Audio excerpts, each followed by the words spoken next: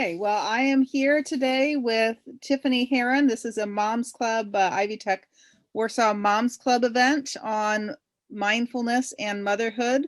Tiffany is a mother of 4. She is a professor of psychology.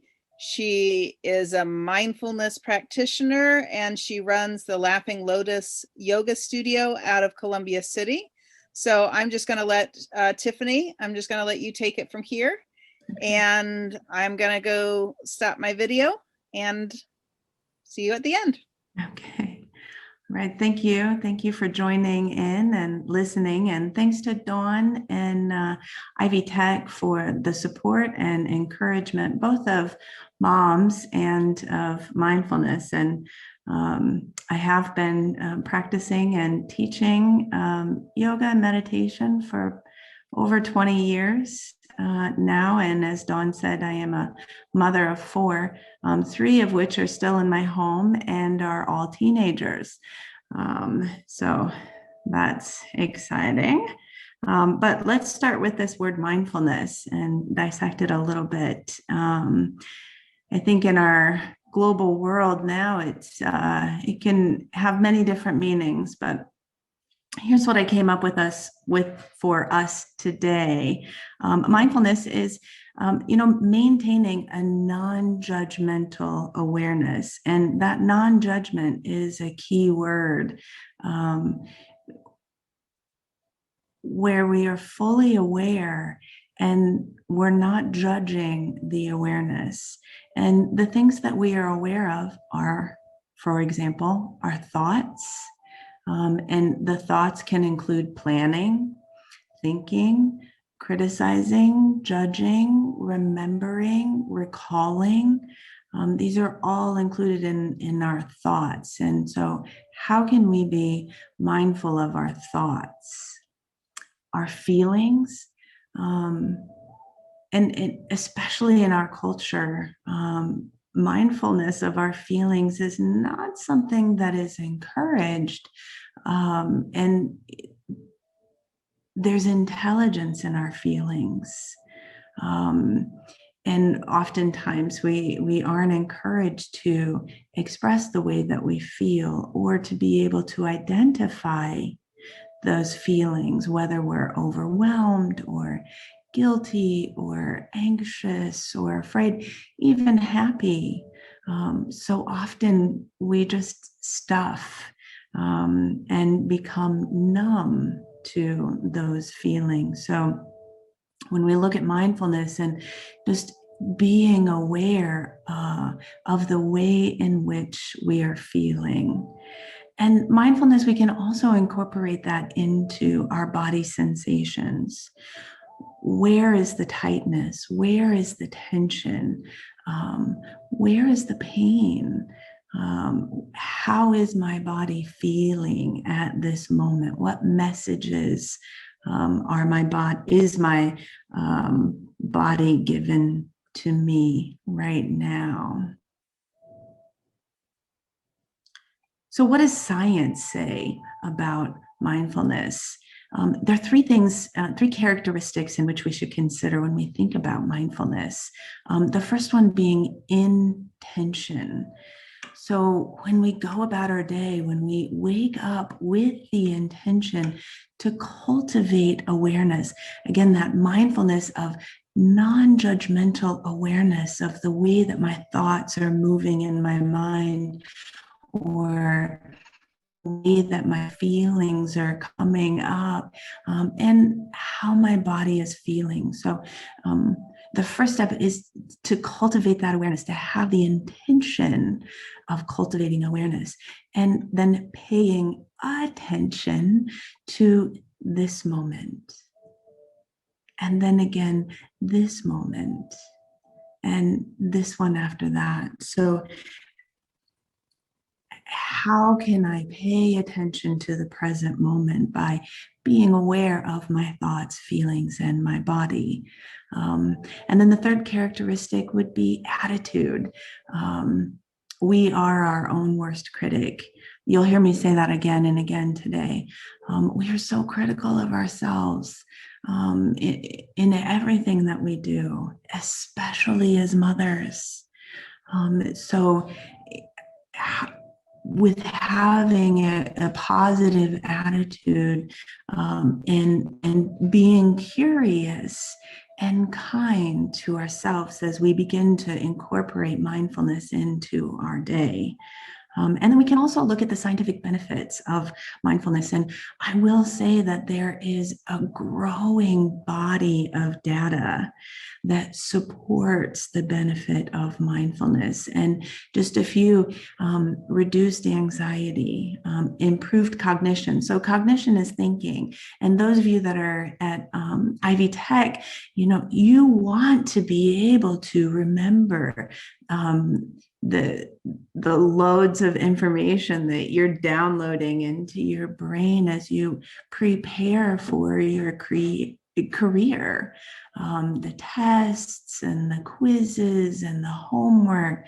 So if we can incorporate mindfulness into our day, the science says that we can improve our cognition, our thinking process. Also, science says that being mindful will help to boost our immunity. Now, one of the reasons why that happens is because when we are under stress, right, our immune system is weakened or compromised.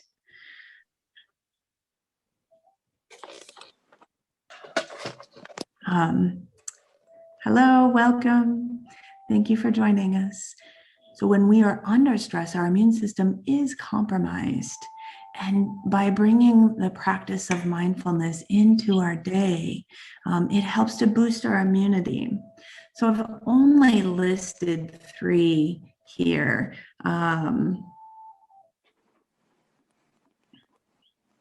I've only listed 3 of the benefits. There are many, many, many. And as I stated, there is a growing body of research and science that is supporting mindfulness.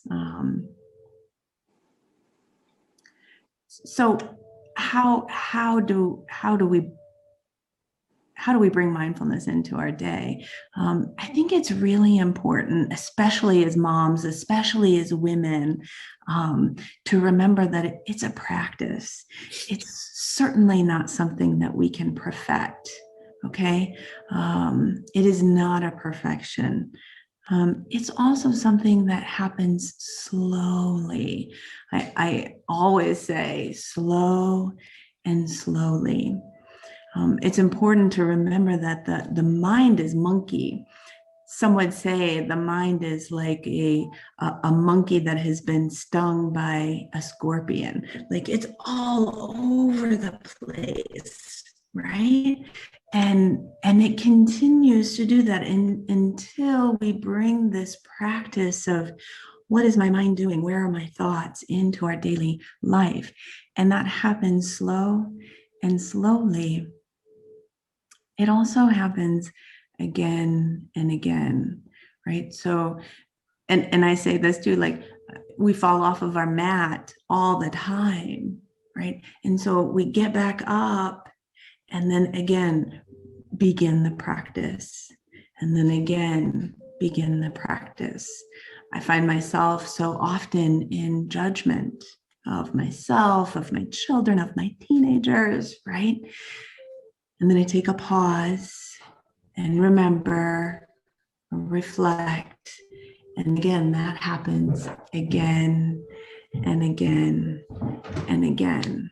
So that's how it can be done, right? Why? Why should we practice mindfulness? So I did give you the benefits, right? Some of the many benefits. Viktor Frankl, who wrote this quote, is one of my favorite psychologists. And I think of this quote and use it often. Viktor was a Holocaust survivor. And he had with him his dissertation when he was walking to his concentration camp. And, if you can remember with me back in the day, that was not on a hard drive or in the cloud, as we say now. It was simply a packet of paper, which he, of course, lost in the camp. And he was a survivor. One of the things that he talks about when reflecting on those that survived the camp and those that didn't was the sense of hope. And when we can attain that sense of hope, and that curiosity and wonder, then that will to live continues for us. So Victor is the one that gave us this quote of, between the stimulus and the response, there is a space. And in that space is our power to choose our response. And in our response lies our growth and our freedom.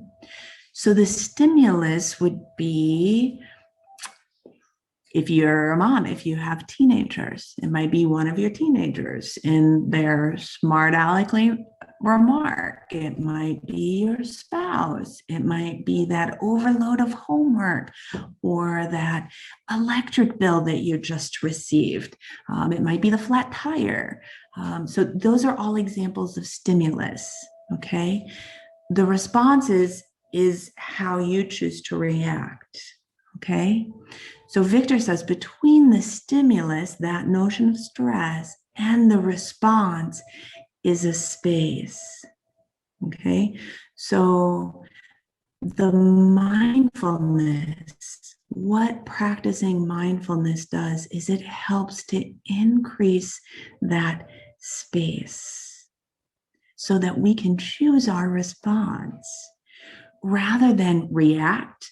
I like to call them, and you've heard this before, a knee-jerk reaction, or we might shut down, or that fight, flight, or freeze, that stress response or stress reaction might have to electric bill or the flat tire or the mouthy teenager. So what a mindfulness practice can do is it can help us to increase the space so that we are able to choose our response, right?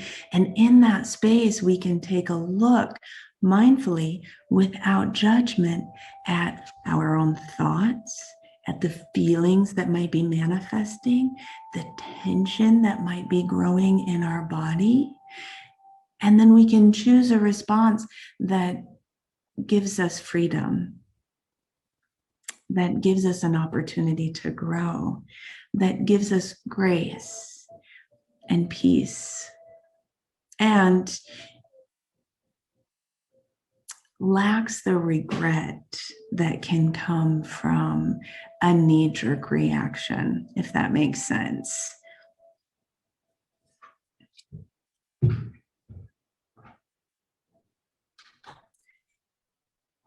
So that's a little tidbit there on mindfulness. And so then transitioning from mindfulness to then motherhood. And what does that mean? And what does that look like? And, for me, when I look at being a mom, it's a selfless service. So oftentimes, right? And that you surrender yourself, so much of you is given up to your children and to your spouse in being a mom.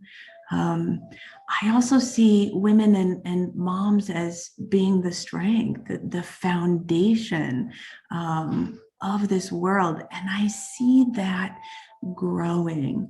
I am hopeful that it is growing. And I added this, repeat after me, I am not a bad mom. I am a good mom having a bad day. I hope I'm not the only one that has, said what's wrong with me. I'm a terrible mom. My kids are crying. I do everything wrong, right? And it's important to recognize these thoughts as we're mindful of being a mother and to surrender to that, right? And to be able to let go of the critic, right? That non-judgment awareness, to trust the journey of motherhood, to let go of the worry. I think we worry, we're worriers, right? It's part of who we are.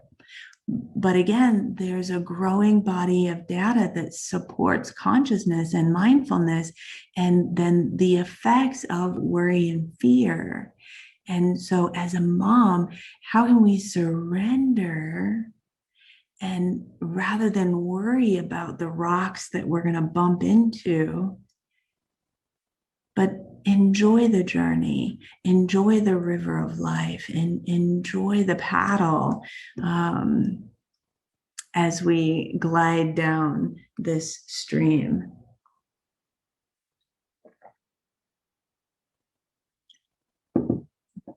The strength in moms. Sometimes and oftentimes, I think we can turn that strength into a grip, and almost like a clenching. And I see this both as a facilitator of yoga and even in my own practice as I get into my own head and my own thoughts, and even the grip in the jaw and the jaw clenching, and where that internal strength of being a woman and a mom, we turn into that clenching, which then manifests into tension and tightness, right? So, as women, as moms, I love these three words of selfless, surrender, and strong, and looking at those as ways of empowering, as ways of letting go of the critic and the grip, and surrendering selflessly, allowing ourselves to rest in our own internal wisdom that is there, so that we may then allow our children and ourselves to flourish.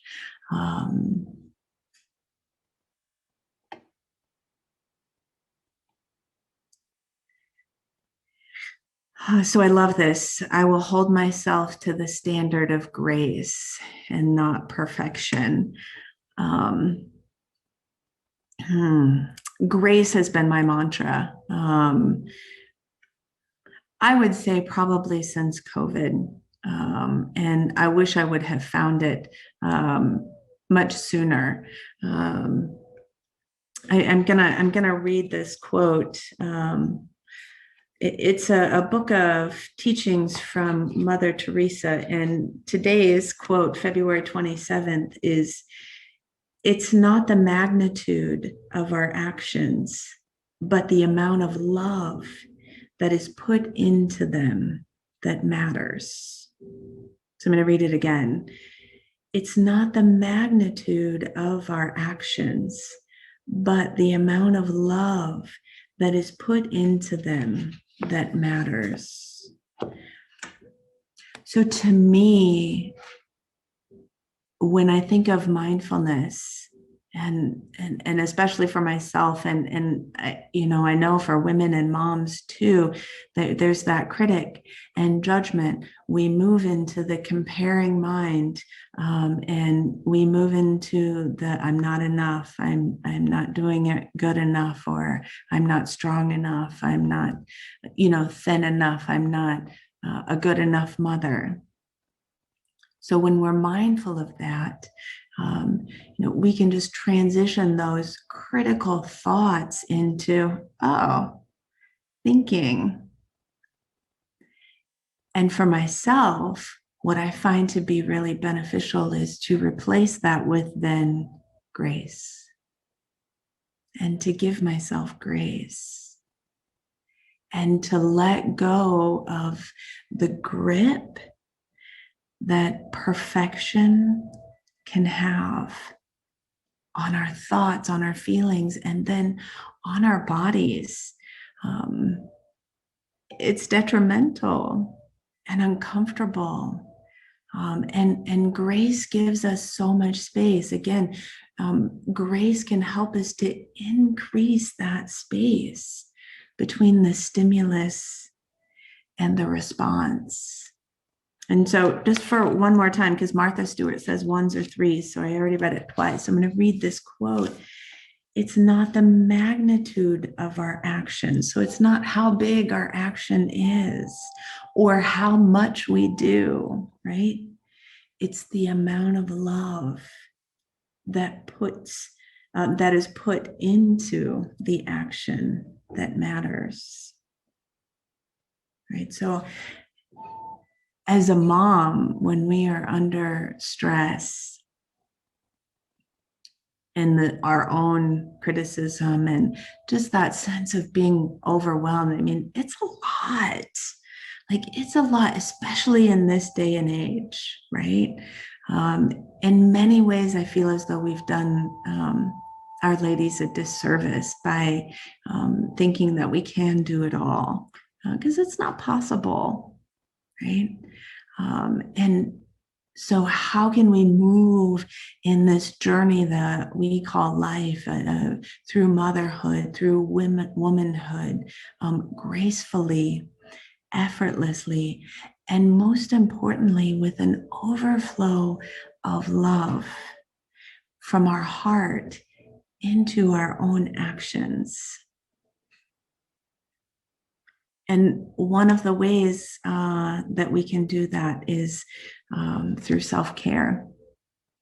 And this is a word in self-care, I guess it's two words, excuse me. These are two words that really just get tossed around a lot, even in my own field as, in studying psychology and as a therapist. Well, self-care, self-care, self-care, make sure you're self-caring, self-care, self-care. The trouble is, I find is that we aren't taught how. Like, what does that mean? How do I take care of myself? Especially when we live in a world that says, I'm not enough. So here's 4 things that I will talk about today that I find to be important. And one is journaling. And there's a Harvard study. I don't know, when I'm teaching in college at the university, I don't allow my students to take notes on their computer. And one reason being because there's a Harvard study that says when you write things out with your hand, there's a shift that occurs in your mind. So as we become mindful of our thoughts, right, that monkey mind that has been stung by a scorpion, that goes. If we can get these thoughts down onto paper, there's a shift. There's an opportunity to let go. Right. And then, then we can decide, okay, is this what I'm going to worry about? This is how I'm feeling. What am I going to do about it? Right. So whatever it is that you're journaling, whether that looks like your menu for the week, because for me as a mom, I'm thinking, okay, what's for dinner? What's for dinner next week? What do I need from the grocery store? So by journaling or writing things down, right, it helps to get it out of my mind down onto paper, which then creates space, which then gives me an opportunity for freedom as I respond to whatever stimulus, to the stress.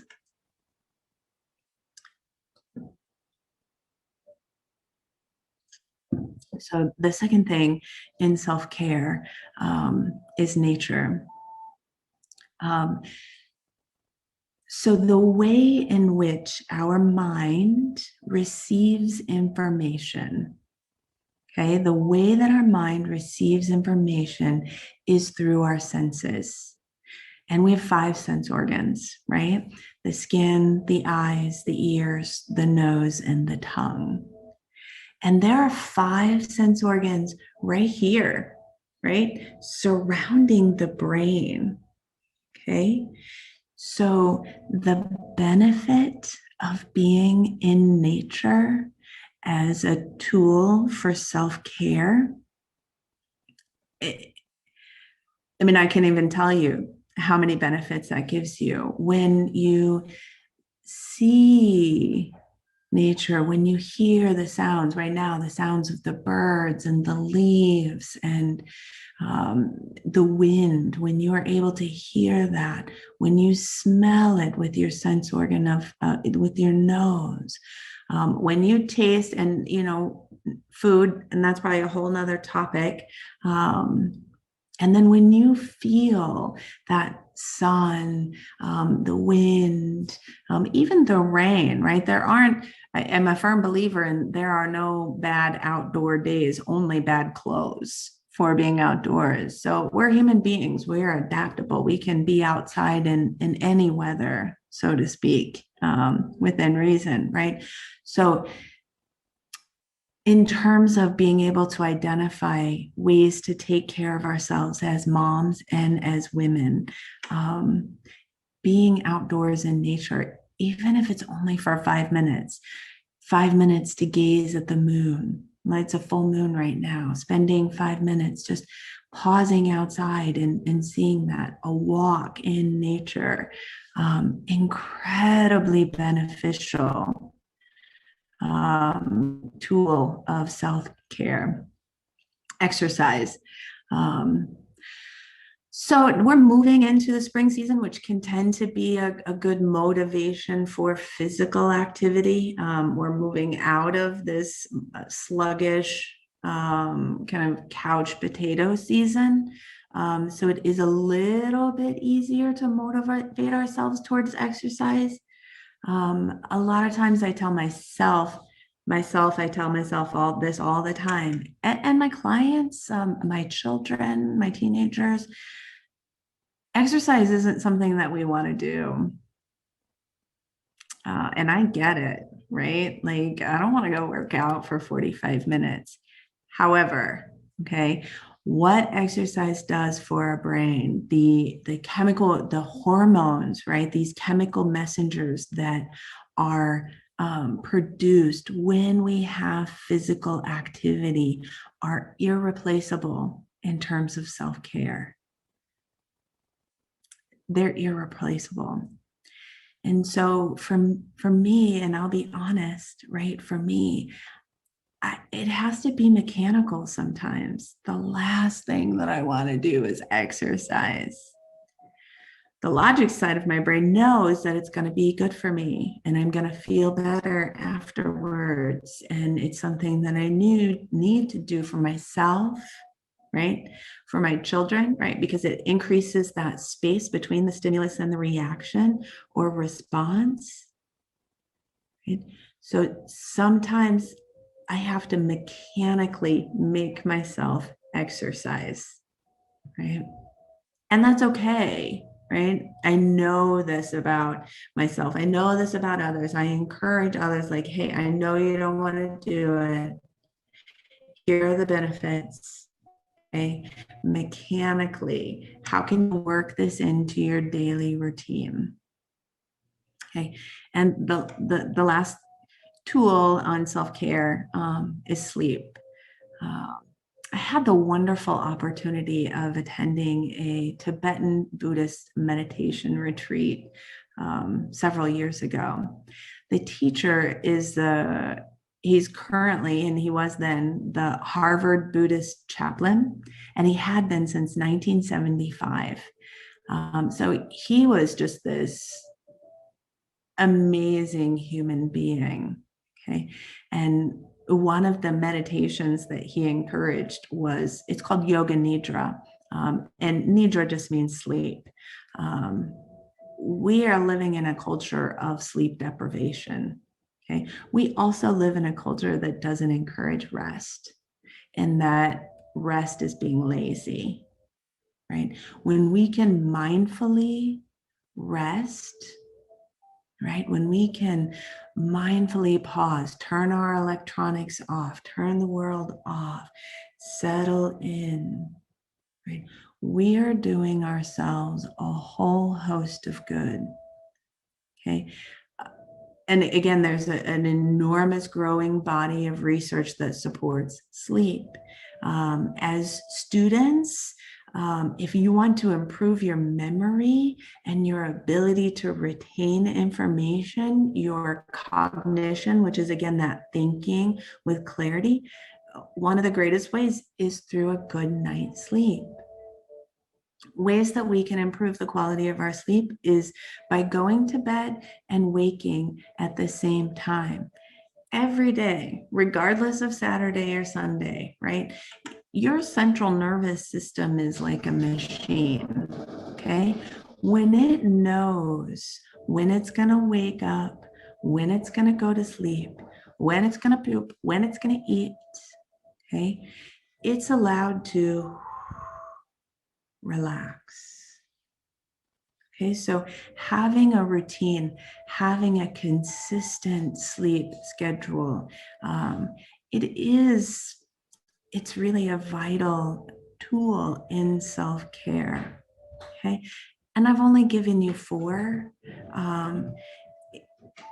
I think self-care, it's something that is unique to each one of us.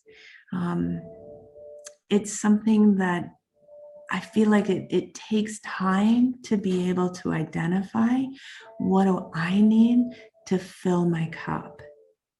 What fills me up as a mom, as a woman, as a student, as a wife, as a friend, right? What do I need? And hopefully I'm not the first person to tell you that you can't serve. Well, you can. But serving from an empty cup, right? Then we get that knee-jerk reaction rather than a loving response. Okay, so being able to identify what it is that fills your cup, what it is that helps you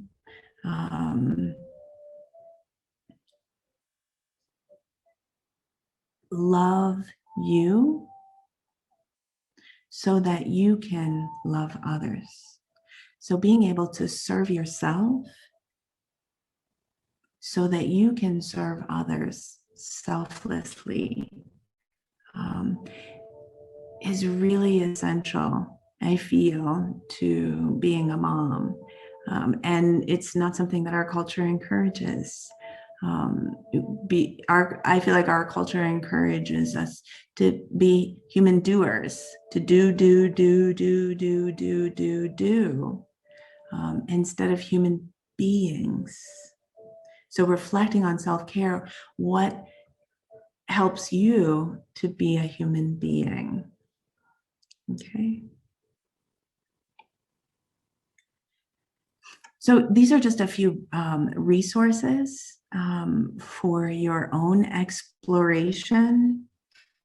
Most of these have to do with mindfulness and meditation and yoga. And the first 2 listed are apps. The Insight Timer, it's an app, it's free. You can pay and get more, but I use it for free and I get plenty. And I've listed a couple of the facilitators that I like. That first one, Tara Brock, she is a clinical psychologist and a Buddhist scholar. So she gives really great insight into this passing phenomena of the mind and like why we think and why we feel and how we feel, and to be able to identify the intelligence in those feelings so that we can continue our journey and let go of the grip, so to speak. Sarah, well, forgive me, I don't know how to pronounce her last name. She's just another one that I enjoy. And that Jennifer Piercy, the last one, she does a yoga nidra. And as I mentioned earlier, yoga nidra is yoga sleep. And so this is just a 20-minute guided relaxation, guided meditation that takes you into this deep relaxation. So as students, one of the things that I would encourage you to practice is a meditation, even this yoga nidra, after you study. Because what that does, and there's science that supports this as we look into memory and how the synapses connect and how we move from short-term memory, which is what you're cramming that information in, right? It's going into your short-term memory, how we can transition that from short-term to long-term. And one of the ways to do that is through sleep or meditation. It helps to make those synapses clear. Headspace is another app, meditation app that is available. Honestly, I've not used it, but it's popular. So feel free. Another, and if you listen to podcasts, I guess I should have put podcasts next, but On Being with Krista Tippett is a beautiful podcast in which Krista, who's a former NPR reporter, she interviews a whole host of worldly people that give insight into compassion and empathy and knowledge and wisdom and opening the doors to a peaceful world, and steps that we can take in our own lives to increase that peace in all of the world. Jonathan Faust is another podcast that I listen to regularly. He's a counselor, I believe. He's got great humor and insight into, compassion and struggles. Like we all have struggles. We are hardwired for struggle, right? Life is not perfect. Right? It's hard. As I say, shit hits the fan. And sometimes it hits the fan and then it gets flung all over the room, right?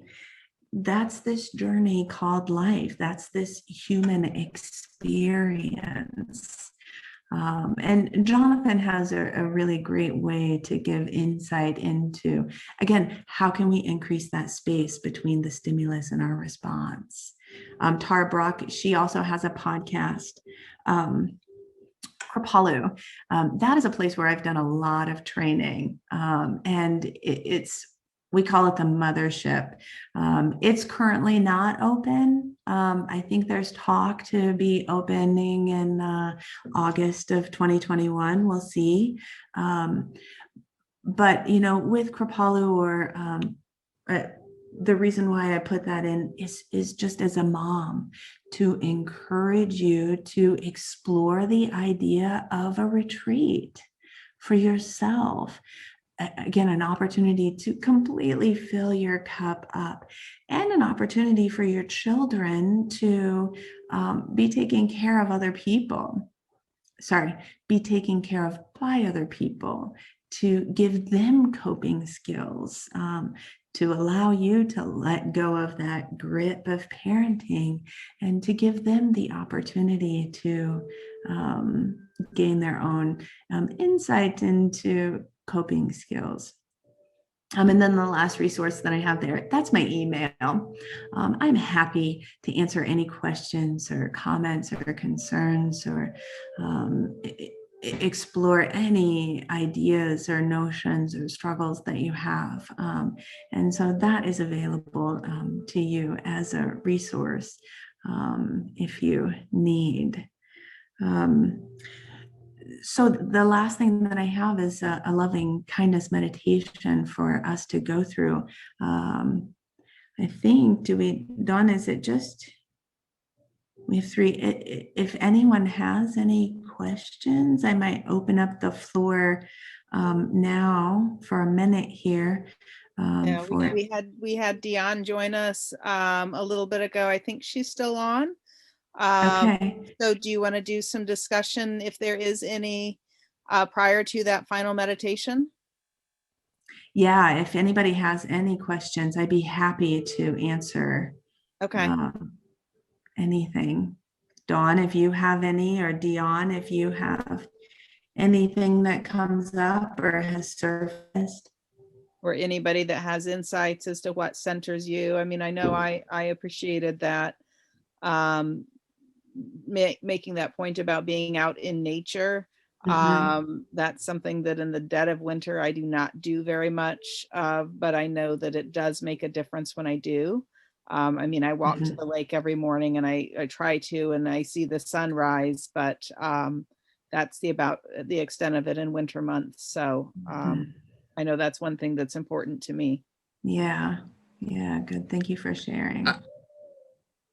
I'll jump in a little bit because my phone is at 10% power or less. Oh. This is what happens during nap time in my house. Usually my phone's on the charger right now, but I was just going to say I really appreciated the encouragement to be journaling, because that's one thing I know I need to do in this age and it's this season of life. It was easy in college. It's a lot harder now because there is not much quiet time and it gets used for so many other things. The other thing I'm realizing I need to do is some form of stretching because I'm trying to get back into an exercise routine, and having had frozen shoulder and a host of other things, it is so much harder to make myself slow down and take the time to stretch instead of just going on the run and then hurrying up and coming back and throwing in laundry. So it's good to be, I think, around other people who are like, yes, these are the things that help. Yes. Like everybody, not just you. So do them. Yeah. Yeah. And I think, Dion, like you make a really good point in that you say, like, I know what I need. Right. And that's what mindfulness can do for us, is it can allow those wisdoms that we have. Like there's an Ayurvedic shloka that says all of the answers are inside of you. You just have to slow down long enough to listen and then respond. And so how can we let go of the external world so that we can hear this internal message and then act on it, and that is hard. Sooner than the 2 minutes before you fall asleep. Yes, right. Yeah. So this loving kindness meditation, and I'll walk us through it. Again, there's a growing body of research that supports this, and that it increases empathy, not only for ourselves but for others. And you and I both know we need a whole host of empathy in our world right now. It reduces stress, it reduces anxiety, it reduces the self-criticism. It increases and enhances our ability to focus. And so it's one of those paying attention. And so all we are doing is repeating, may I be happy. And it's just a repetition of words again and again and again and again. A couple of things I'd invite you to notice when you say, may I be happy, what thoughts float into your mind. It might be like, well, first I have to get my bachelor's, then I'll be happy. Or, first I got to go to the grocery store, and then I got to do a load of laundry, and then I'll be happy. Or I got to lose 20 pounds, or I got to, this, and this, and then I'll be happy. So the intention behind this is to increase our ability to focus, and also to see ourselves in happiness, to give ourselves permission to be happy. Because it's really easy to get stuck in that criticism of everything that's wrong. And when we practice this meditation, we can move towards, I'm going to allow myself to be happy. So we'll do 3. One will be, may I be happy, may I be healthy, and may I be safe.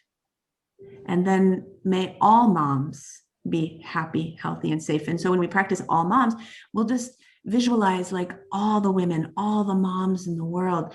May they all be happy, healthy, and safe. And then all beings. So if you want to go ahead and find just a comfortable, your hands can be in your lap, your eyes can be closed, and you can just choose to listen to the sound of my voice. It's helpful to create a little bit of space in between your teeth, to tuck your chin slightly, and just be aware of your breath. If you have your hands in your lap and you're making a bowl, you could hold yourself in that bowl and see yourself happy, see yourself joyful, and simply silently repeat, may I be happy. May I be happy. Breathing, receiving, allowing yourself to be filled with love, joy. May I be happy. May I be happy.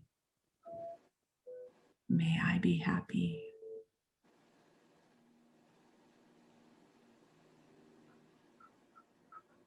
Believing that, giving yourself permission, relaxing the eyes and the shoulders, and just mindful of the tension and allowing it to melt. And transitioning from happiness to healthy. May I be healthy. And again, I'll just invite you to notice the thoughts that come up. May I be healthy. May I have the discipline and the knowledge and the wisdom and the tools and the courage to use the knowledge and the tools for health. May I be healthy. See yourself in health. May I be healthy. May I be healthy.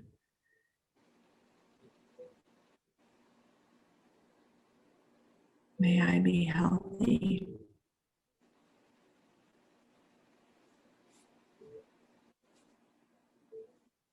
And transitioning then to safety. May I be safe in my bed at night, in my car, in the world, in the public. Again, notice your thoughts and just see yourself with a shield. May I be safe. May I be free from harm, free from danger. May I be safe. May I be safe. May I be safe.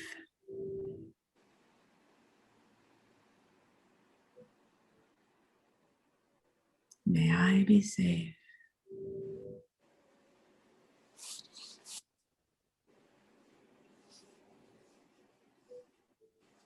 And sealing that loving kindness prayer for yourself with your breath, and transitioning and just offering happiness to all the moms in the world, right? We are a tribe.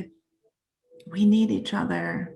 We need the support and love of others. And I believe that we have the strength to do that. So however, in your bowl, if your palms are in your lap and you're holding a bowl, visualizing in your mind, may all moms be happy. Relaxing your eyebrows, creating space in between your teeth, softening, feeling the breath flowing. May all moms be happy. May all moms be happy. May all moms be happy. And may all moms all over the world be healthy. May they have the tools and the skills, clean air, clean water, the knowledge, the wisdom, and the strength for health. May all moms be healthy. May all moms be healthy.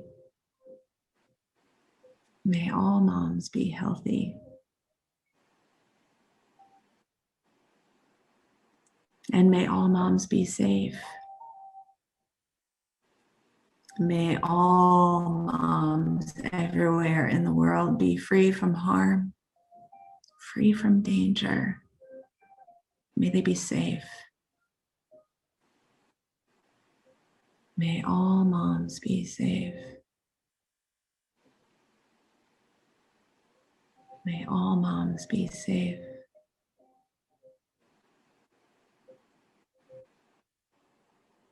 And sealing that prayer for all moms will then include all beings, the presidents and prostitutes and preschoolers. May all beings everywhere be happy. And may they be filled with love and joy, an overflow of joy. Again, I'll invite you to recognize your thoughts as we wish happiness on all beings. And it is challenging, right? If we are unhappy ourselves, how do we wish it on others? Again, this is a way in which we become mindful of our thoughts, feelings, and tensions in the body, and improve our ability to focus as we simply repeat and believe and hold space for all beings in the world. May all beings be happy. May all beings be happy. May all beings be happy. May all beings be healthy. May all beings be healthy. May all beings be healthy. And may all beings be safe. May all beings be free from harm, free from danger. May they feel safe and secure. May all beings be safe. May all beings be safe. And just sealing that prayer of loving kindness for ourselves, for all the moms in the world, and for all beings everywhere. We just seal that with a breath and a pause and a remembrance that practicing mindfulness, or even this simple loving kindness meditation, it's a selfless service to ourselves, right? The science says this practice increases a whole host of things that we want increased, and it decreases the things that we don't need in our lives. So when we practice, it's a selfless service to ourselves, so that we may then serve others with courage and compassion and kindness, with love and joy and happiness. So it was so much fun for me to prepare for this talk and thinking about my own practices of mindfulness, my own thoughts and feelings and tensions that I hold in my own body. I'm really grateful for the opportunity to share this time and space with you. And Dion, I appreciate you joining us today, and Dawn, you and Ivy Tech and the other moms in this group. And it was a pleasure. Thank you, Tiffany. And I just have to say, Dion is a very old friend. We went to college together many, many years ago now. Wow. And she's got a lovely daughter and husband and lives in Lansing, Michigan, and does some writing, I think, about motherhood and things like that. So thanks so much for joining us, Dion. Yeah. Thank you. Thanks. Yeah. Thank you. Yeah. Well, I'm going to make this recording available so that anybody who wasn't able to join us that would still like to benefit, they can watch it as well and share it. Any other thoughts from any of you before we end? Okay. Okay. Thanks, Dawn. Yep. Bye-bye. Bye.